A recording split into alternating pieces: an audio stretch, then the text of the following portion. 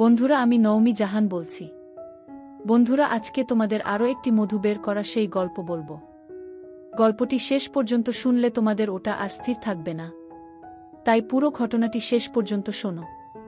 বাবা মা বাড়িতে না থাকায় সৎ বোনকে কলাবাগানের পিছনে নিয়ে যা করলেন, শুনলে আপনার হাতের কাজ করতে বাধ্য হবেন। আমার বাবা আমার দাদা দাদির পছন্দে আমার মাকে বিয়ের পূর্বে আরও একটি বিয়ে করেছিলেন। সেই সূত্রে আমার একটা শব্দবন্ধ ছিল, নাম বৈশাখী। আমার সব বন্দি থাকত আমাদের বাসা থেকে 2.5 কিলোমিটার দূরে। একদিন আমাদের বাসায় আমার সৎ বোনকে বেড়াতে নিয়ে আসলাম। তারপর এক রাতে যা ঘটল তা শোনার পর তাদের আত্মা কেঁপে উঠবে। তো বন্ধুরা, ভিডিও না টেনে শেষ পর্যন্ত দেখতে থাকুন। ছোট থেকে বড় হয়েছি আজ পর্যন্ত আমি কোনোদিন বাবাকে মায়ের গায়ের উপর হাত তুলতে দেখিনি। আজ হাত তুললেন। আমার মাকে বাবা আজ মারলেন, কিন্তু মায়ের চোখে পানি নেই। রাগে দাঁতের উপর দাঁত চেপে কিডনি করছেন। বাবার চোখ দিয়ে তম করে পানি পড়ছে। বাবা ভেজা গলায় বললেন, উঠতে বসতে যে ববিতার খোঁটা দাও সে আজ মরে গেছে। এবার খুশি তো? এখন থেকে অন্তত আমাকে রেহাই দাও। ববিতা নামটা আমি আজ প্রথম শুনিনি, আগেও বহুবার মায়ের মুখে শুনেছি। মা বাবার সাথে একটু রেগে গেলেই ববিতার নাম ওঠে। আমি বারবার জানতে চেয়েছিলাম মায়ের কাছ থেকেই ববিতা মা মুখে ভেঙচি আকৃতি এনে ভাষাকে বিকৃতি করে বলেছিল, তোর বাপের প্রেমিক লাগে। আমাকে বিয়ে করার আগে ববিতার লগে তোর বাপের সংসার ছিল। বাবা মাথা নিচু করে সেদিন আমার সামনে থেকে চলে গিয়েছিল। বোঝাই যাচ্ছে নিজের ছেলের সামনে তিনি বেশ অপমানিত হয়েছেন। বাবার জন্য আমার বড় মায়া লাগে। মায়ের এই গালির প্রতিবাদ বাবা কোনো দিন করেননি, কিন্তু আজ প্রতিবাদ করেছেন। প্রতিবাদের ভাষা ছিল সজোরে একটি কাপড়। অতীতের এত বছরের রাগ বাবা একটি থাবড়ে কমাতে পেরেছেন। তো আমি দুপুরের খাবার খেতে বসেছি, মা তরকারি দিচ্ছিলেন। বাবা এলেন হঠাৎ ঘরে। তখনই মায়ের হুঙ্কার। আমার ঘুমে রেখে কাউকে কিছু না করিয়া কার কাছে গিয়েছিলাম। খোয়া গেলে কি হইতো, না করতাম কি আমি? এত বছরেও না কইরা ফিরতে পারছি। বাবা এগিয়ে এলেন, থাপ্পড় দিয়ে ববিতার মৃত্যু সংবাদ প্রকাশ করলেন। এমতাবস্থায় আমার গলা দিয়ে আর ভাত নামে না। বাবা ঘর থেকে চলে গেলেন। মায়ের দিকে তাকিয়ে বুঝলাম মৃত্যু সংবাদ শুনে রাগ একটু কমেছে। আমি খাবার রেখে মোটরে হাত ধরে ফেলেছি। মনটা কেমন খারাপ লাগছে। বাবা যে আজ দোকানে যাবেন না বোঝাই যাচ্ছে তার চেয়ে ভালো আমি দোকানে গিয়ে বসি। কাস্টমারকে চাল দিতে দিতে মনটাকে অন্যদিকে ঘুরিয়ে রাখা যাবে। রাত তখন 12:30 হবে। আমি বই পড়ছিলাম। অনেক সুন্দর একটা গল্পের বই পড়ছিলাম। গল্প পড়তে পড়তে আমার তন্দ্রা কাটিয়ে দিল। দরজায় কত, দরজার ও পাশ থেকে বাবার গলার শব্দ। মিজান, ঘুমিয়ে পড়েছিস? আমি কোনো জবাব না দিয়ে দরজা খুলে দিলাম। বাবা ঘরে ঢুকে আমার বিছানায় বসতে বসতে বললেন, ঘুম আসেনি এখনো, তোর সাথে গল্প করতে এলাম। বাপ বেটার গল্প অন্য কারো শুনতে হয় না, তাই এখন এলাম। এত সমস্যা হবে না তো? আমি মুচকি হেসে বললাম, না বাবা, আমার আরও ভালো লাগছে যে তুমি এসেছ। আজ এই ঘরে ঘুমাও। মায়ের ব্যবহারে মন খারাপ করে থেকো না। বাপা তুলে আয়েশ করে বসলেন।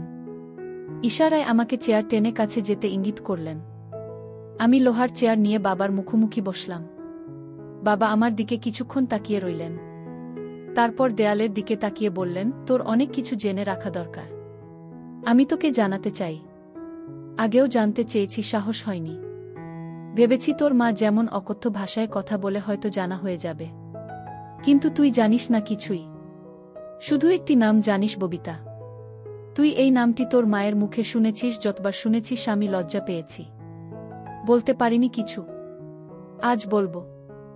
আমি গভীর মনোযোগ দিয়ে বাবার গল্প শুনছি, যে নাম নিয়ে মায়ের অকথ্য ভাষা, বাবার লজ্জা পাওয়া। অজানাকে জানতে অবশ্যই মনোযোগী হওয়া প্রয়োজন। বাবা একনাগারে গল্প বলছেন। লুকায়িত এক গল্প। তোর মায়ের মুখে ববিতা নাম শুনে হয়তো ভেবেছিলে আমার অন্য কারো সাথে কোনো সম্পর্ক আছে। সত্য হল, ববিতার সঙ্গে আমার কোনো সম্পর্ক নেই। ববিতা আমার বিয়ে করা প্রথম স্ত্রী ছিল। তোর দাদা দাদি পছন্দ করে বিয়ে করেছেন, তোর দাদার বাড়ির কাছেই। আমরা যে এত বছর ধরে তোর দাদা দাদিকে রেখে শহরে থাকি তার একটি কারণ এই ববিতা। তোকে নিয়ে যে প্রতিবার তোর দাদার বাড়ি যেতাম আমি তোর সাথে সাথে থাকতাম, যেন আমাদের গ্রামের কারো কাছ থেকে এ বিষয়ে কিছু শুনতে না হয়। তোর খারাপ লাগতে পারে শুনলে, তোর দাদা দাদি মারা যাওয়ার পর গ্রামে খুব তেমন একটা যায় না। তোর মা সব জানে। তবু তোকে বলেনি যে আমি আগেও একটি বিয়ে করেছিলাম। আমার আর ববিতার একটি সন্তানও আছে। নাম বৈশাখী। তোর সৎ বোন বৈশাখীর নামটাও বাংলার 12 মাসের একটা নাম। তোর মা আমার দ্বিতীয় স্ত্রী। সে যাই হোক, ববিতার সাথে বৈবাহিক সম্পর্ক শেষ হওয়ার পর সে পরবর্তীতে আবার বিয়ে করে এক মাদ্রাসার হুজুরকে। তোর দাদার বাড়ি থেকে কয়েকটা গ্রামও পারে। 9 বছর সংসার করলেও আর কোনো সন্তানাদি হয়নি। হুজুর মারা গেলেন হঠাৎ করে। আমি সব খোঁজই রাখতাম, রাখার কারণ বৈশাখী আমার মেয়ে।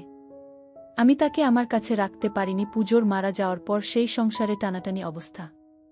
আল্লাহ আমাকে যথেষ্ট দিয়েছেন, কয়েকটা সংসার চালানোর তৌফিক দিয়েছেন। আমি প্রতি মাসেই যাই সেই এলাকায়। কাউকে দিয়ে খবর পাঠালেন বৈশাখী আসে। বাবা বলে এসে জড়িয়ে ধরে। কসবায় না তার। আমি আসার সময় পুরো মাসের খরচ দিয়ে আসি বৈশাখীর হাতে। তোর মা এসব জানে। আমি গোপন করি না তোর মায়ের কাছে। আমি বৈশাখীর জন্মদাতা। সে আমার কাছে মেয়ে হিসেবে পাও না। আমি তাদের বলি, আমি বৈশাখীর মায়ের সাথে দেখা করি না। দেখা করাটা বেমানান। লোকে মন্দ বলবে। তাই লোক মারফত বৈশাখীকে ডেকে আনে। আর এখন তো সরকারি কলেজে অনার্স শেষ করবে এই বছর। এখন তো কলেজে গেলেই মেয়ের সাথে দেখা করতে পারি। কিন্তু ওই যে আমি তোর মায়ের কাছে কোনো কিছু লুকাই না। তোর মা মনে করে আমি হয়তো বৈশাখীর মায়ের সাথে দেখা করি।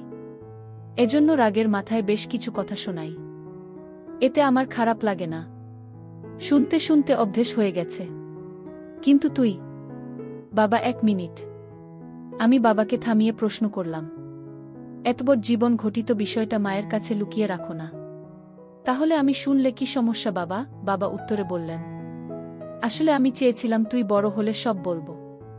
উত্তর মানসিক বেড়ে ওঠাতে মস্তিষ্কে কোনো প্রভাব পড়ুক সেটা চাইতাম না। কিন্তু ভুলে গিয়েছিলাম যথেষ্ট বড় হয়েছিস। ম্যাট্রিক পরীক্ষা দিয়ে আর পড়ে না। বৈশাখী শুনে কষ্ট পেয়েছে। ও হ্যাঁ, বৈশাখী কয়েকবার বলেছিল তোকে সব জানাতে, আমি সাহস পাইনি। তবে বিশ্বাস কর, বৈশাখীর মায়ের সাথে আমি দেখা করতাম না কখনো। কিন্তু আজ মৃত্যু সংবাদ শুনে না গিয়ে থাকতে পারিনি। তার উপর তোর মায়ের এমন কথাটুকু সহ্য হয়নি। তাই আমার কোনো ভাইবোন নেই এমন একটি আক্ষেপ ছিল সবসময়।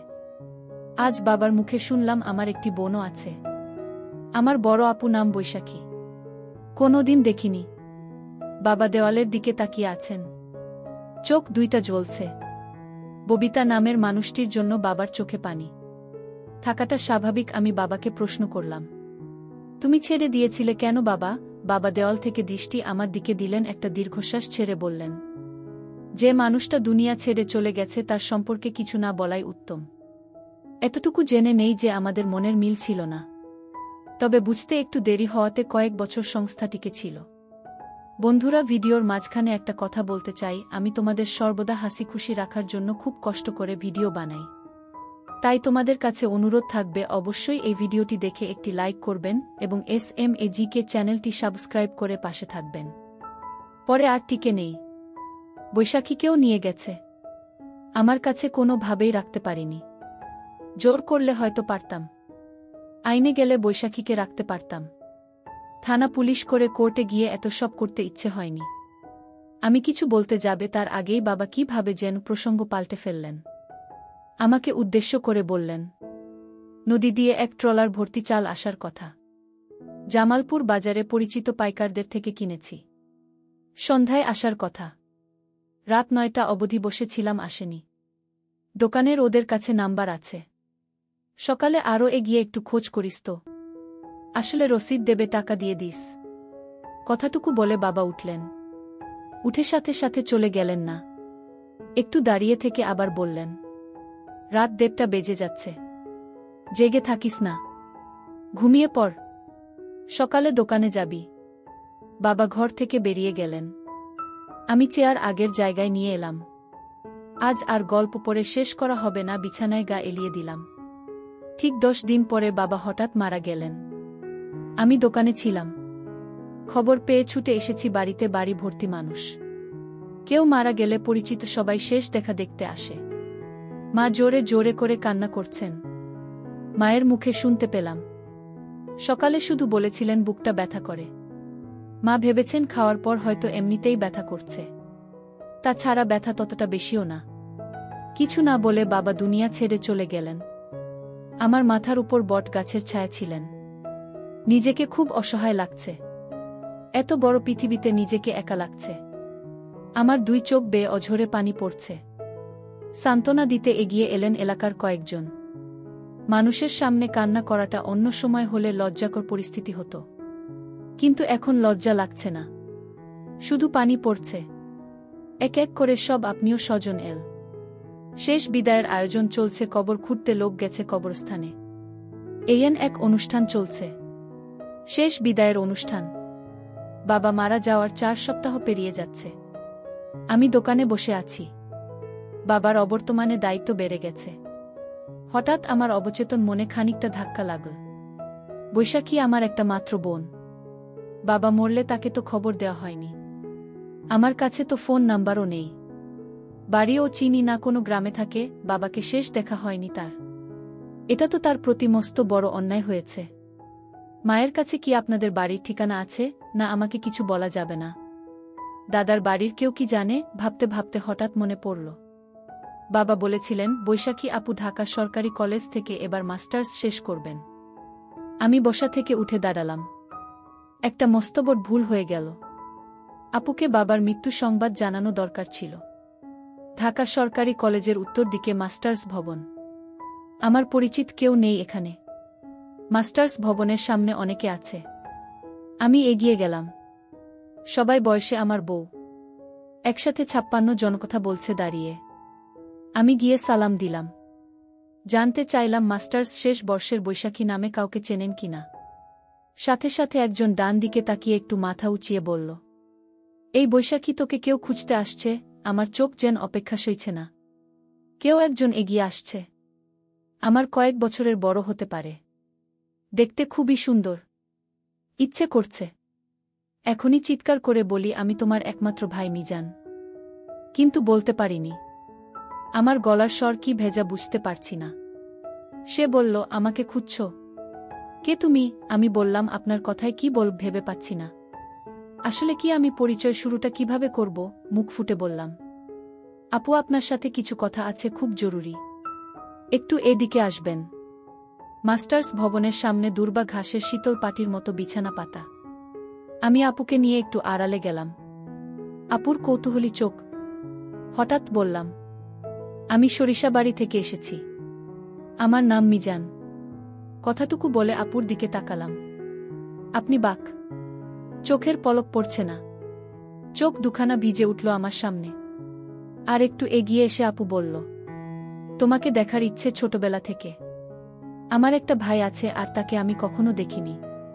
এই কষ্টটা আমার অনেক বছরের। কত বড় হয়ে গেছো তুমি। আমার দৃষ্টি নিচের দিকে, ইচ্ছে করছে নিজের চোখের সাথে যুদ্ধ ঘোষণা করি। আমার চোখ থেকে এখন যেন কোনো পানি না পড়ে। আমি হাজারো চেষ্টা করে যাচ্ছি আটকাতে আর পারলাম কই। এরই মধ্যে আপু আবার বলল, বাবা মারা যাওয়ার দিন গিয়েছিলাম তোমাদের বাড়িতে। দোকান থেকে সোহেল নামের কেউ একজন ফোন করেছিল। তোমাদের বাড়ির ঠিকানা নিয়ে গিয়েছিলাম। আধা ঘন্টার মতো ছিলাম। সবাই কান্না করছে। মানুষের ভিড়ে আমিও বাবার মুখখানি শেষবারের মতো দেখে নিয়েছি। দেখে কান্নাও করেছি। কিন্তু কেউ জানে না আমি কে। তোমাকে খুঁজেছি। জিজ্ঞেস করিনি কারো কাছে। কে কবর খুঁড়তে গেল, কে বাজারে গেল। এসব বলার সময় শুনলাম তোমার নাম। কেউ একজন বলছে মিজান কাপড় কিনতে গেছে। আমি আর সেখানে থাকিনি, চলে এসেছি। মাথা তুলে তাকাতে খুব ইচ্ছে করছে, কিন্তু চোখের পানি লুকাতে পারব না। আপু আমার চোখের পানি মুছে দিচ্ছেন। বড় বোনের বুঝি এত মমতা থাকে, এত দাম থাকে। আপু আমার চোখের পানি মুছে দিয়ে বললেন, তুমি ছোট হলেও এখন তোমার দায়িত্ব অনেক। মায়ের দিকে খেয়াল রেখো। আমি দোকান থেকে আসার সময় 25,000 টাকা নিয়ে এসেছি পকেটে ভরে। টাকাটা বের করে আপন হাতে দিয়ে বললাম, আমি এখন আর ছোট নেই আপু, অনেক বড় হয়েছি। মায়ের খেয়াল যেমন রাখতে পারবে তেমনি আপনার জন্য এই ভাইটি আছে। আপনি একটু চমকালেন বোধ হয়। তারপর টাকাটা আমার হাতে দিয়ে বললেন, আমি তোমার চেয়েও বড়। এখন আমার টাকা লাগবে না। মামার বাড়িতে থাকি এখন। আমি টাকা ফেরত না নিয়ে বললাম টাকা নিতেই হবে। আপুর সব দায়িত্ব এখন থেকে তার ভাইয়ের। বাবা শুধু আমার একার নয়, তোমার বাবা। তোমার অধিকার আছে। আমাকে শুধু আপু ডাকতে দিও, বঞ্চিত করো না। মাস্টার্স ভবনের সাক্ষী হচ্ছে দুই ভাইবোনের চোখ থেকে গড়িয়ে পড়া পানি। সামনে এগোচ্ছি। দোকানে যেতে হবে। দোকান থেকে বাড়িতে। মা কয়েকদিন ধরে মনোহরা থাকে। মায়ের কাছাকাছি থাকাটা দরকার। গল্প করা দরকার। সব দায়িত্ব এখন আমাকে পালন করতে হবে। রিকশায় উঠে কিছু দূর এসে পেছন ফিরে দেখি আপু তখনও আমার চলে আসা দাঁড়িয়ে দেখছে। যেন ভাইকে বিদায় দিতে মন যাচ্ছে না। তার কিছুদিন পর আমি আপনাকে বললাম, আপু তোমাকে আমাদের বাড়িতে নিয়ে যেতে আসলাম। কিছুদিনের জন্য আমাদের বাড়িতে চলো, একটু ঘুরে ফিরে আসো। ভালো লাগবে তোমার। আপু বল, আমি তোমাদের বাড়িতে গেলে তোমার মা অর্থাৎ আমার সৎ মা আমাকে দেখে সহ্য করতে পারবে না। আমি বললাম, আরে না আপু, কিছু হবে না। তুমি এসব কথা বাদ দিয়ে চলো আমার সাথে। আমিও ভাইয়ের কথায় মায়ের টানে আমি চলে গেলাম তাদের বাসায়। আমাকে আমার সৎমা দেখে মুখটা কেমন যেন আধার করে ফেল। আমি এতে কিছু মনে করলাম না। এটা আমি স্বাভাবিকভাবেই নিলাম ব্যাপারটা। বাবা মারা যাওয়ায় মায়ের কষ্টটা অনেক বেড়ে গেল। আপু, আমি তোমাকে এখন থেকে কষ্ট করতে দেব না। যা প্রয়োজন তুমি আমার কাছে চাইবে আমি দিব। কারণ আমার একটা মমতাময়ী বোন আছে। আমি তা জানতাম না। আমার বাবার মৃত্যুর কিছুদিন আগে আমার কাছে বলেছে তোমার কথা। তাই আমি জানতে পারলাম যে আমার একটা বোন আছে। আজ আমি অনেক খুশি এমন একটা বোন পেয়ে। আমার মা আমার সাথে বলতো তোর কোনো ভাই বোন নেই, কিন্তু বাবা আমাকে মৃত্যুর আগে বলে গেল। বাবা এতটা দায়িত্বশীল ছিল যে আমাকে কোনোদিন কষ্ট কী জিনিস বুঝতে দেননি। জানো আপু, আমার মা আমার বাবাকে প্রতিদিন খারাপ কথা বলতো। এর একটাই কারণ, বাবা তোমার সাথে দেখা করত, তাই এটা বাবা আমাকে বলে গেছে। বাবা কোনোদিন মায়ের কথায় রাগ করেনি। এসব গল্প করছিলাম। হঠাৎ মায়ের ডাক পড়ল, কি রে তোরা খাইতে আয়। আমার টেবিলে গিয়ে বসে খাবার শেষ করলাম। তারপর আমার রুমে আমার শ্রদ্ধে বর বোনকে নিয়ে সুখ দুঃখের গল্প করছিলাম অনেকক্ষণ ধরে। আমার মা চাইতো না আমি আমার বোনের সাথে গল্প করি, বোনকে লেখাপড়া করার জন্য সাহায্য করি। আমার মা আমাদের দুজনেকে গল্প করতে দেখে পাড়ার মানুষকে নিয়ে আসলেন আর বললেন, দেখো তোমরা সবাই, আমার ছেলেকেও বৈশাখী জাদু করে ফেলেছে। আমার ছেলে আমার কোনো কথাই শোনে না। আগে শুনত। আমি মাকে বললাম, না তুমি কি বলছো, আমার বোনকে তুমি এত মিথ্যা অপবাদ দিচ্ছে। মা তুমি এতটা নীচ হতে পারলে কিভাবে? আমি আমার শ্রদ্ধে বর বোনকে নিয়ে আসলাম আমাদের বাড়িতে কিছুদিন বেরিয়ে যেতে, আর তুমি কিনা আমাদের মিথ্যা অপবাদ দিচ্ছে। তোমাকে মা বলতে আমার ঘৃণা করছে। মা, আমরা ভাই বোন। আমরা রুমে বসে বাবা আর তোমার জীবন কাহিনী নিয়ে আলোচনা করছিলাম, আর তুমি কিনা গ্রামের মানুষকে বলছো আমার বোনের সাথে। না না, আমি ভাবতেই পারছি না। গ্রামের মানুষ কুসংস্কারে বিশ্বাস করত, আর তাই তারা ভেবে নিল আমার বোনের সাথে কিছু একটা আমার হয়েছে। তারপর আমি গ্রামের মানুষের সামনে কেঁদে কেঁদে বললাম, আপনারা প্লিজ আমার মায়ের কথা বিশ্বাস করবেন না। আমার বোন বলতে লাগল, আমি একটা শিক্ষিত মেয়ে, আমার মা বাবার কসম সে আমার ছোট ভাই, তাকে নিয়ে আমি অন্য কিছু ভাবব। এটা আপনারা কি করে ভাবলেন? আপু, আমার কথা শুনে গ্রামের মানুষ বিশ্বাস করল, আমাদের কেন মিথ্যা অপবাদ দিল। আর গ্রামের মানুষও জানত আমার মা বাবার সাথে প্রতিদিন গণ্ডগোল করত, অথচ বাবার কোনো দোষ ছিল না। তাই গ্রামের মানুষ খুব সহজেই আমার বোনের কথা বিশ্বাস করে নিল। তার জন্য গ্রামের মানুষ আমার মাকে শাস্তি হিসেবে 2 মাসের জেল খাটতে দিয়েছিল। তো বন্ধুরা, আজকে এই পর্যন্তই। প্রিয় বন্ধুরা, গল্পটি ভালো লাগলে অবশ্যই কমেন্ট করে জানাবেন।